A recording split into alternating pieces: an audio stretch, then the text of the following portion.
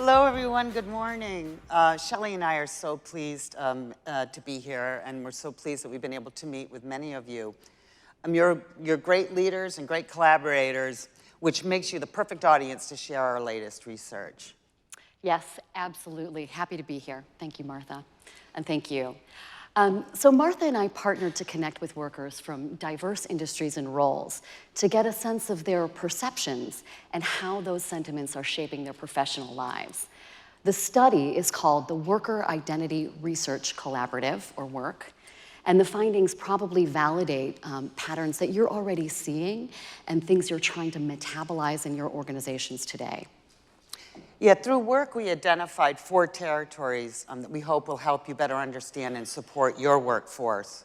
First, we'd love to see a show of hands, though, of how many of you know what a cultural anthropologist is? Okay, interesting. And how about ethnographic research?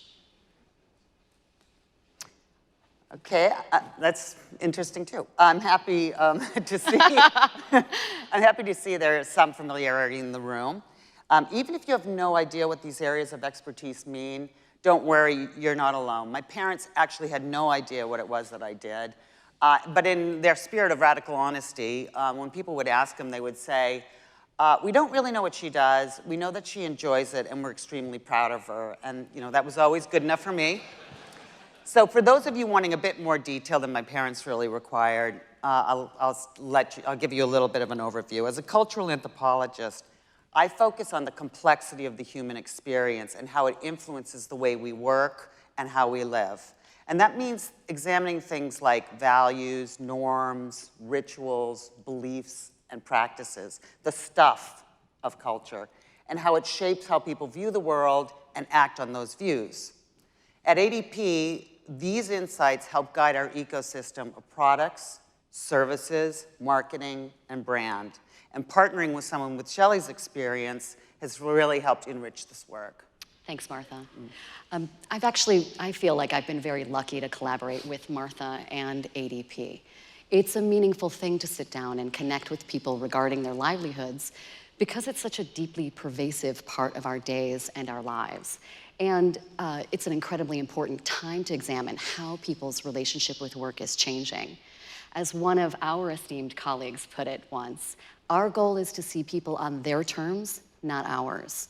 And we're excited to share what we've learned from our fieldwork and have synthesized into what we believe are significant emergent changes in the workforce today. Yeah, as we share our findings, we hope to highlight the strategic value of thinking like an anthropologist in business and in life. This approach can lead to new ways of thinking and doing while also supporting breakthrough ideas and helping to mitigate risk. I believe culture is the last mile, and I'll underscore that because I absolutely believe that culture is the last mile, and it's super important to get this right. But first, I want to set the plate with a deeper understanding of anthropology and its potential impact on work. And as a cultural anthropologist, I'm fundamentally curious about humans and, in general, how cultures shape how each of us thinks and feels and what counts as normal in our given context.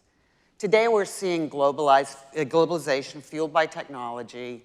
We find ourselves crossing paths with people different from ourselves, people with different beliefs and different ways of life. We need to learn to see through someone else's eyes. We need to really learn to be seeing more like an anthropologist. Both as a mindset and a methodology, anthropology is about the suspension of judgment, about an openness to the unexpected, and a genuine willingness to rethink what we think we know, but may not. And it's not all about exotic others from faraway places, which is often associated with cultural anthropology. It's really about groups within our own culture. For instance, professional groups. They have their own way of speaking, their own shorthands for things, their own practices, their own way of getting things done. Culture is always there, but mostly invisible, sort of like water to a fish. So if you really want to know what water is, don't ask a fish. Understanding culture can inform better, more relevant products, practices, and policies.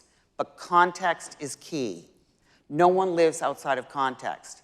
And a product intended for one context or culture may not transfer well into another one. So why do we choose to conduct this research? Of course, this study is a genuine passion for me, and I'm fortunate to work for a company that focuses on people and designing better ways to work. With that in mind, this research is meant to fulfill a commitment to clients like you.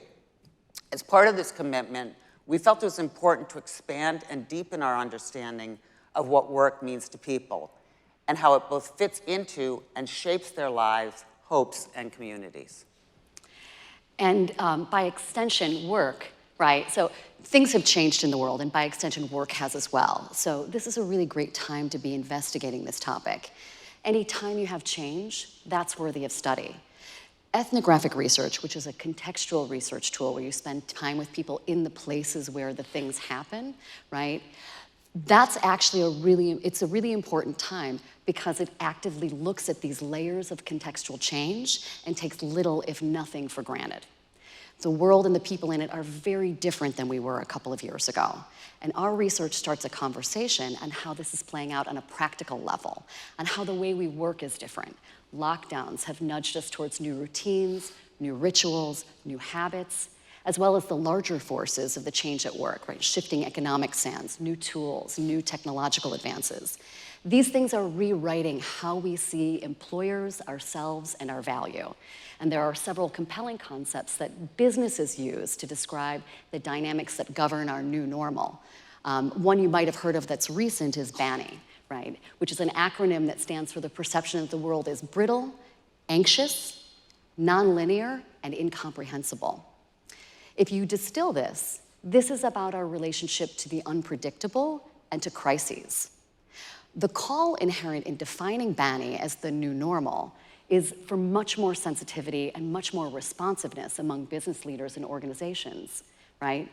It's our sense, however, that the new normal is not here yet, and that what we're experiencing, what we're hearing in regards to the dynamics between work and workers, employers and employees, are the growing pains of a larger evolution. That what we're witnessing is a mass cultural transition from hierarchies to cooperation, from centralized models to distributed ones, from a highly specialized, homogeneous workforce to a much more multidisciplinary and diverse one.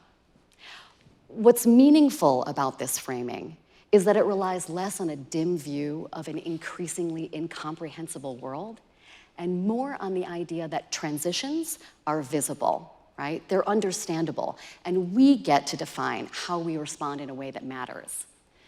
Transitions at this scale are bound to be rocky, but we feel that there's a lot of positive potential in this moment. You know, organizations are in a position to chart what their future of work looks like, and this is a tremendous opportunity for all of us. Yeah, it certainly is, and our research can certainly help us chart the way. These insights are based on more than 100 hours of observation and conversation with people discussing how they think and feel about work. Through deep analysis, we identified 4 strong signals, which we're calling territories, that resonated powerfully with those who shared their time with us.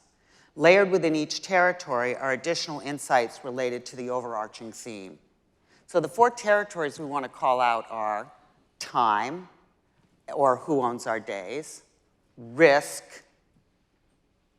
and why for some it feels like the better choice, humanity and its role in business, and lastly, relevance, the dynamic relationship between people and technology.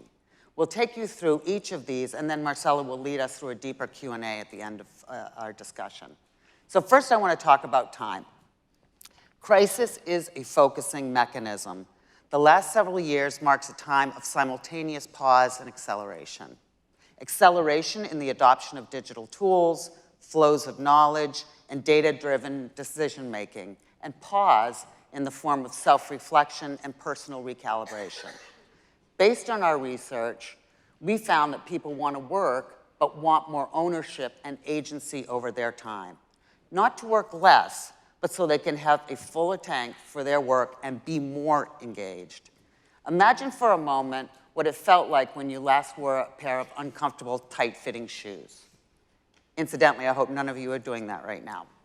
But I've learned that if I walk around in them long enough, the discomfort disappears. I kind of get used to them. And once I take them off and give my feet a rest, it's really difficult to put them back on. And I wonder how I ever wore them in the first place. Can any of you relate to that feeling? Think about these people who were working and able to work remotely during the lockdown. Perhaps you were one of them, as I was. You didn't need to commute to the office. You could spend more quality time with your family.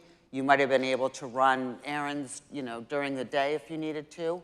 Metaphorically speaking, for some of us, it was like putting those tight shoes back on, and it's not a straightforward one to get back to the way things were before, and probably never will be again.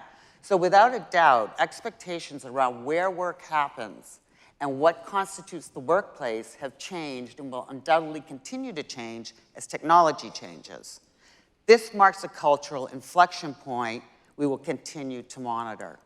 There's a concept in anthropology called incidental information exchange. It's when people who know one another well bump into other people that they know less well, and then they incidentally learn something new from them. We absorb information from our surroundings, which ultimately feeds into our decision-making.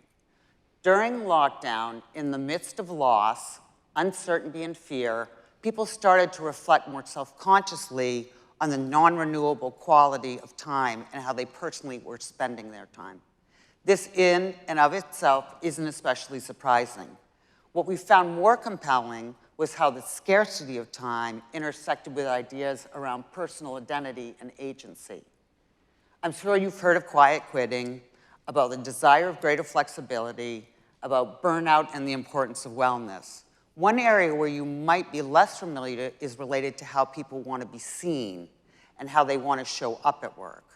We hear a lot about bringing your whole self to work, and while this is clearly an invitation to just be yourself, and most of us would agree that's a very good thing, it also sets up what several people described as an unrealistic expectation. As people begin in earnest to take inventory of how they spend their time, they are giving greater thoughts to the many ways they show up in the world, including at work, as parents, as children, as spouse, as sibling, and as coworker, and as friend, and much else in between.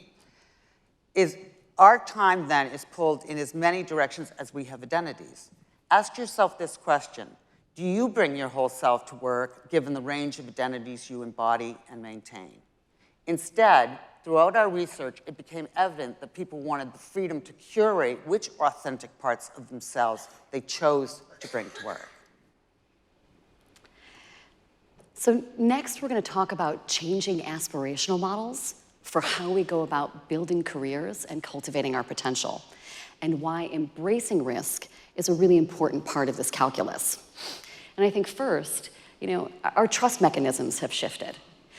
Businesses have learned that they need to move in more agile ways, reorgs, pivots. These things happen, and they often happen at the expense of employee security. And so as a result, from the worker's standpoint, it's become increasingly unrealistic to connect the idea of a long career at one company to the notion of security. And then the overwhelming response here is for individuals to place more stock in themselves and take greater control of their financial lives through job switching, through having multiple jobs at the same time, or even reinventing themselves across multiple careers. And these things naturally invite risk. At heart, these are diversification strategies, but in a very real sense, these strategies are not about the reduction of risk, right? They're about having some say of the quality of risk that you invite into your life. It's about the kind of agency that comes from having options. We heard the term optionality a lot, right? So what this mindset affords is an entirely new way of conceiving of our careers, right? If the reward for taking on risk is autonomy, then the reward for fully embracing risk is life authorship.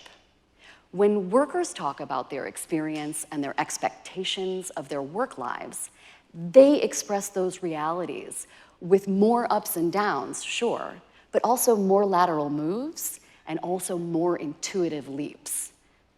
The careers that we aspire to today are a lot less like ladders to climb and a lot more like webs. This has profound implications for employee attraction and also employee retention, really any system designed explicitly to reward longevity, because a new form of status has emerged in our culture today. And that is one that centers on movement, right? Also on self-direction and new chapters. Yeah, in the third territory, we heard a greater focus on humanity at work. Our contact with people from across the world has enlarged. Advanced digital communications technologies, always-on news, global online communities, and social media have exposed us to the differences and similarities that exist between ourselves and other groups of people with whom we connect online. We learn that our social and political and financial lives are exactly that, our own. Other people's realities may be, and often are, quite different. It is clear today that younger generations of people, and here I'm talking about Gen Z, let's say anyone from 11 to 20, 26 or so, people who have grown up online have had far greater exposure to diverse world events and worldviews. While not exclusive to our youngest research participants, a pattern has emerged. We found that our younger participants in particular are keenly interested in knowing about the systems they participate in, whether as consumers, producers, individuals, citizens, and actively leverage social media to find out more. Debates over the quality of the information available aside, a desire to know and a confidence in their ability to find answers is central to the zeitgeist of these youngest of people entering the workforce today. How does this play out? Well, for a generation of people focused on a more sincere form of equity and a desire to leave things better than they found them, current systems are being questioned and challenged. Of course, there's always been the argument that young people are just idealistic, and once they grow up, they'll fall into line. But some of this remains to be seen, but clearly the early signs indicate a more permanent shift brought about by technology, globalization, and how children are taught and taught to learn. For those of us in multi-generational workforces, and I'm guessing that's most of us here, it's evident that the expectations of a member of Gen Z and most earlier generations are different. You know, they think openly and talk openly about mental health, about embracing non-binary identities, about valuing cooperation over competition, celebrating diversity and rejecting work as the singular measure of personal value. As these topics become more prominent in public life, those of us from older generations are taking notice, and some of us have altered our own expectations because of it. Seeing like an anthropologist, invite conversations with Gen Z employees willing to share their insider's point of view, their tribal knowledge. And I think two things are guaranteed to happen. You'll test some of your own assumptions, and you'll learn something new. The fourth and final territory that we're going to talk to you about today is a big one, relevance. And by that I mean human relevance to work specifically. So work is not just a thing we do, it's the place where identity is constructed. And with the introduction of complex advanced tech, the things we do at and for work are changing. The idea that we'll have to renegotiate our value to the marketplace, to our organizations, or even reorient the terms of our own self-worth, that's highly present for people and showed up everywhere in our study. And so our research raised an important question, which is, how dependent are the incentives to do our work on the current forms that our work takes? And I'll say that one more time. How dependent are the incentives to do our work on the current form or shape that our work takes?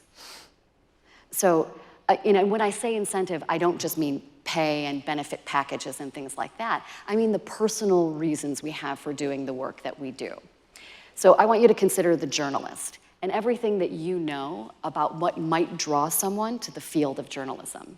And imagine for a moment that this journalist is now reviewing AI-driven text, and that's the thing that gets published. Or they're taking interview highlights and feeding it into a bot, and multiple other journalists are doing the same, and that's the thing that gets published, right? Would that person still want that job?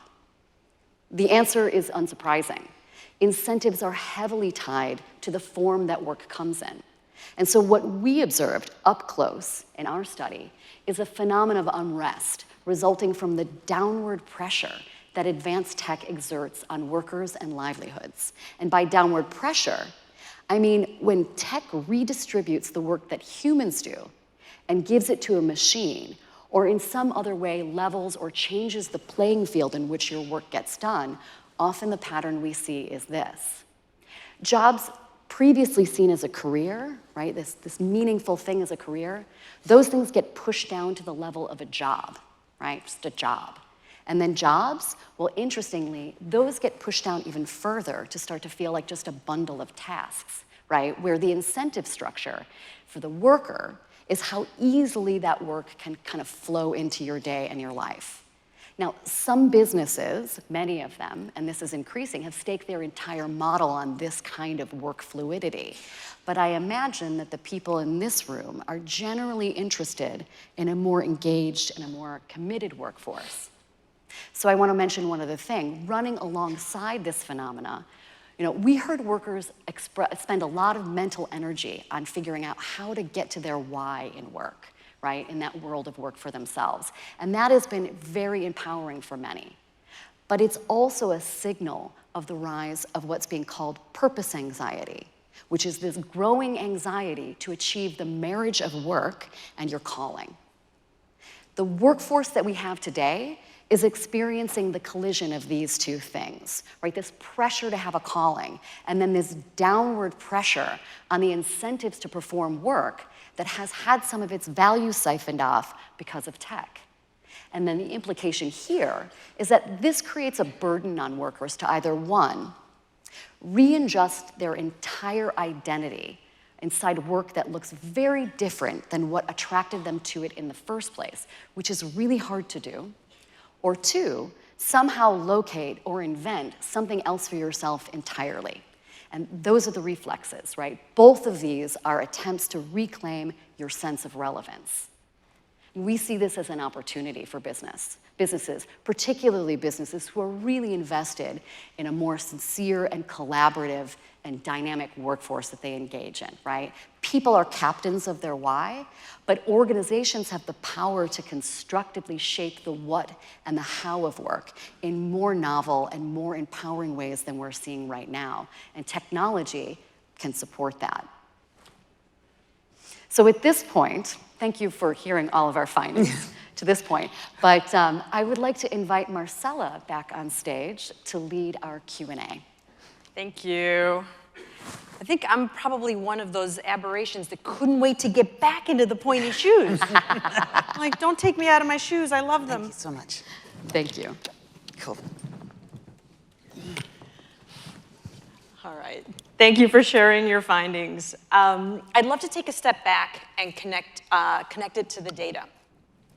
So Martha, how do your findings add value to big data that HR and payroll leaders can use in their day-to-day? Well, I mean, for me, it goes back to context and the way, analytical frameworks help us understand the complex layers of culture and context. So I think of our form of data as sort of the difference between data big and small. So data at scale obviously gives you some really strong directional signals. The small data, the small n of our research helps you go deeper and thicker.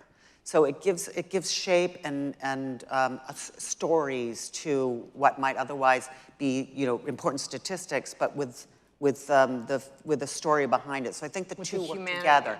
Yeah, the actual people, the actual lived experiences of people. So basically, it's like giving a face to statistics. And I think the two of those things really work, when done properly, work really well together. Oh, that's terrific. So you also mentioned that people want more ownership over their time than they used to in the past. Shelley, how do you see that show itself in the research?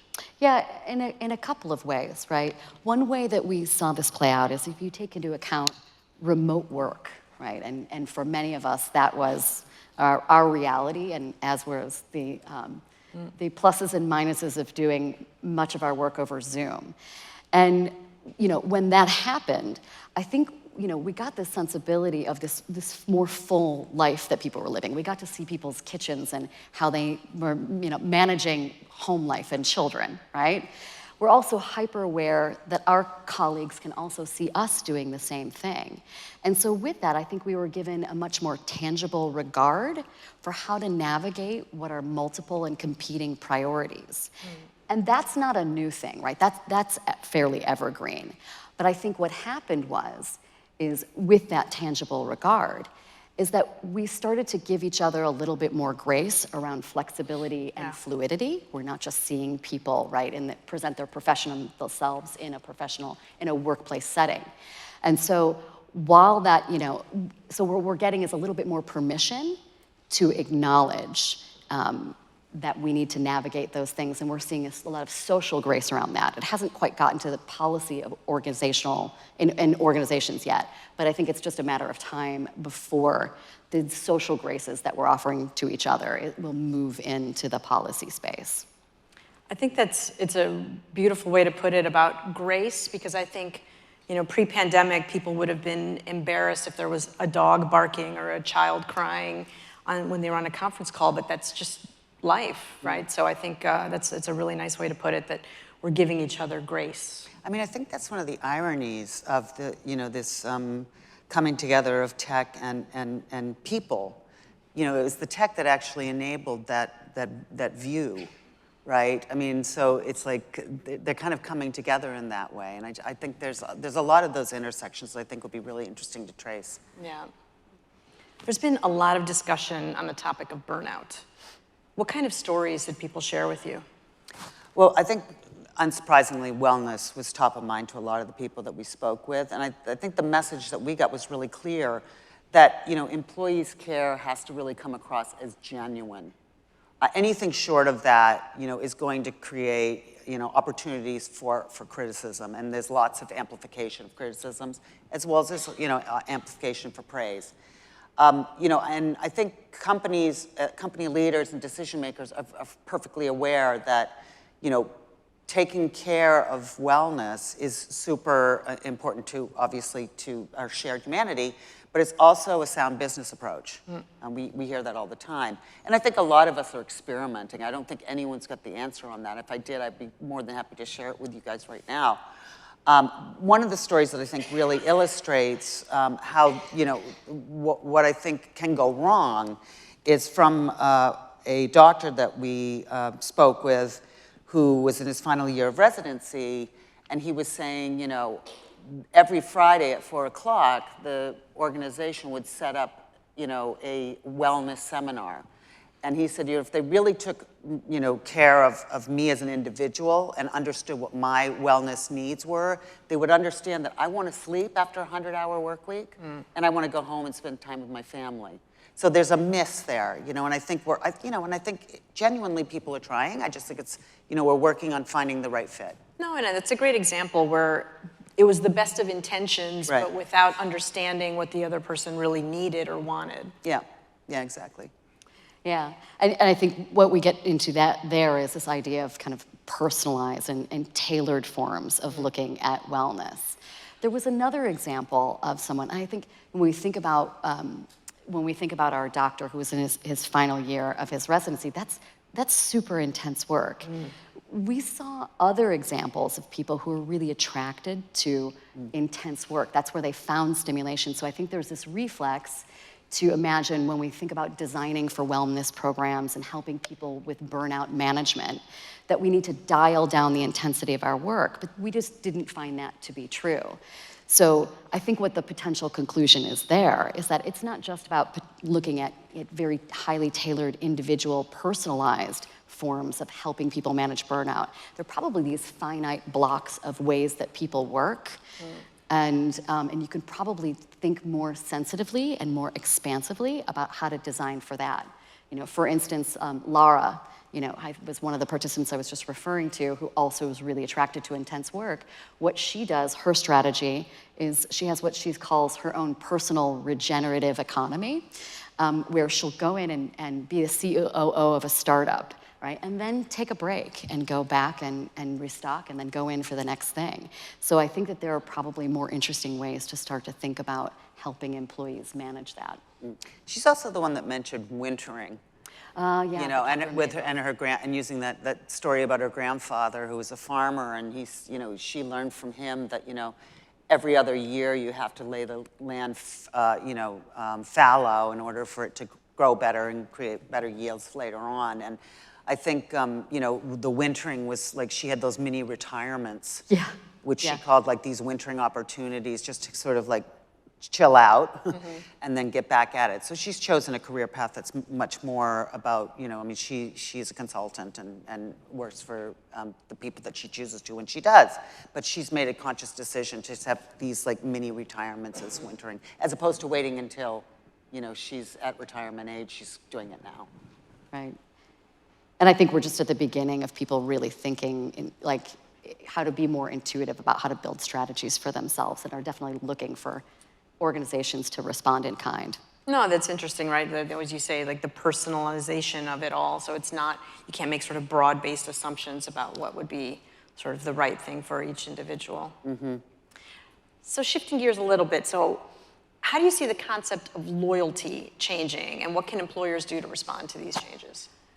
Yeah, I mean, loyalty was not a word, I think, that struck a chord with many of the people that we spoke to. It's a term, I think what it implies is something that's connected to longevity, which when we talked about in the risk section, we're learning also that we're sort of moving on from that as a goal and how we orient ourselves around our careers. But I also think that it implies kind of like a power asymmetry, right? If you use the word loyalty, it implies something reciprocal, and I don't think employees feel there's a lot of reciprocity on that. So I think also it's not completely dark. What we found in our study is a concept or a theme of what we saw running through of commitment without loyalty, that you can recenter the concept of being really earnest and sincere and dedicated to your work and being a committed employee without having to attach this idea of loyalty or longevity to it. So the locus of that has moved for people. We spoke with one person who's a really lovely business owner who looked at it this way. She said, listen, I know that people come to me, people have different seasons in their lives, and they come to me for this particular season, and we're gonna make this the best that it can be. And what she understood from her employees is that they wanted to be valued for who they are right now and not set up systems to show that they're of more value later. And I think she also understands, like I think many of us intuit, which is when you create that kind of goodwill, and let's say an employee goes away, they would be more inclined to, refer a friend or maybe come back. So it's really creating a much more, I think, equitable, interrelationship between the worker and the workplace. Right, I think also in thinking about these like larger circular relationships, rather than just the segment of your employment at a particular place and time. The research shows people are starting to rethink traditional organizational hierarchies. What do you think that signals for the future of work? Oh, I think it's, Shelley, I think we both kind of brought this up earlier, which is around, I think, this move to much more of a sense of cooperation over competition.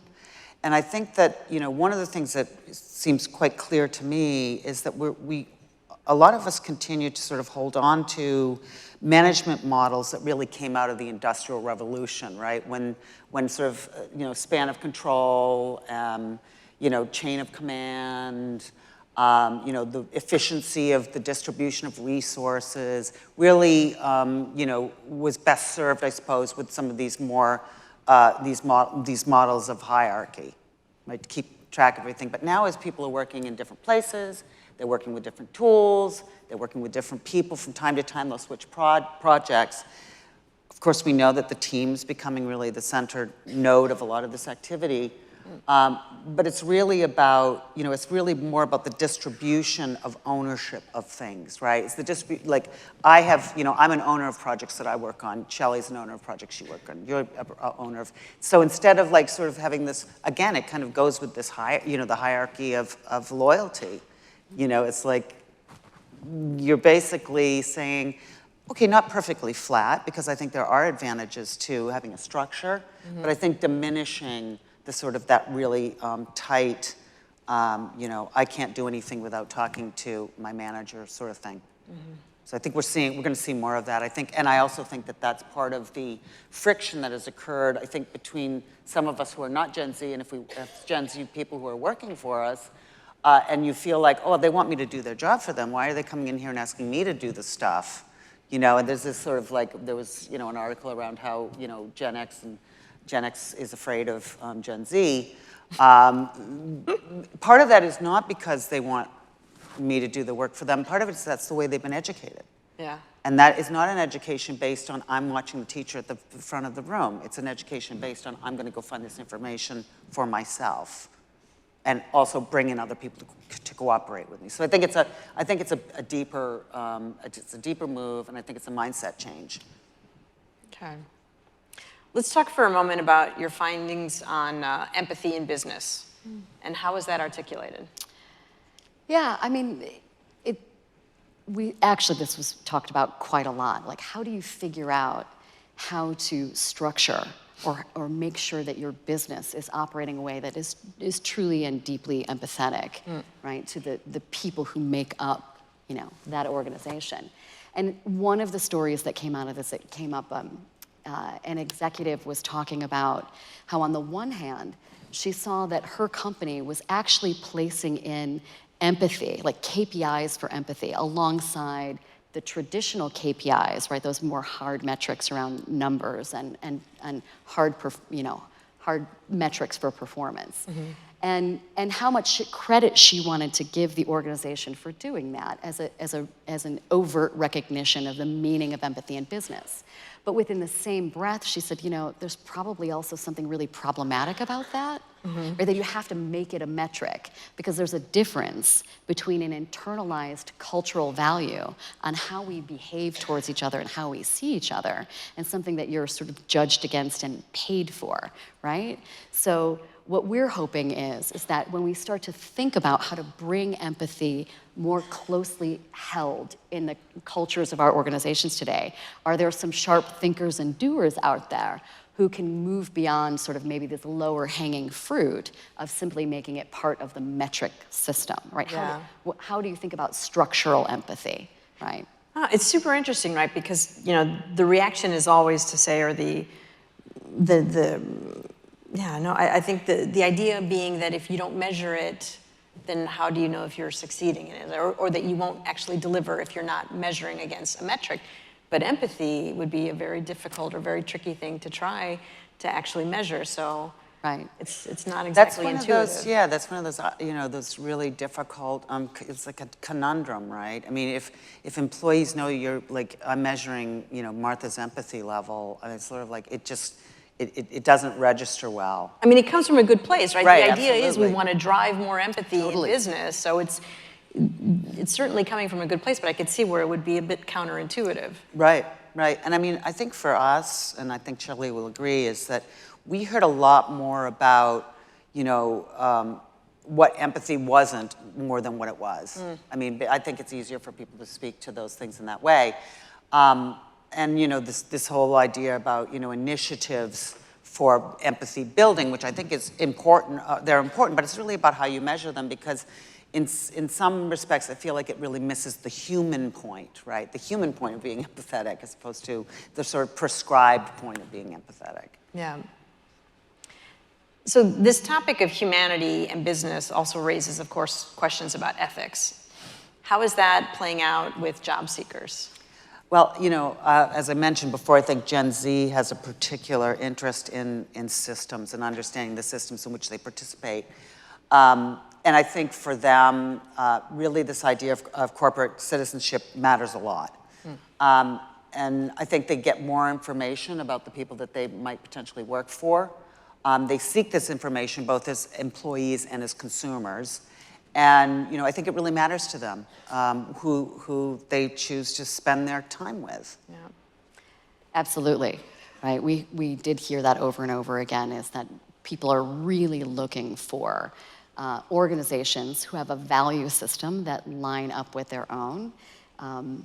And I think also it's worth taking a step back. A little earlier I was talking about kind of this loose hierarchy of, like, there's a career, and and then there are jobs, right? So at the top of that pile, if we're looking at the whys of why someone would take a job, you know, at the top of that is this notion of that calling, right? To do something for your own personal fulfillment.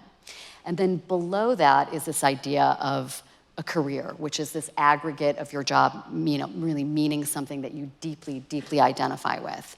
And then below that is a job, which you do for money, right?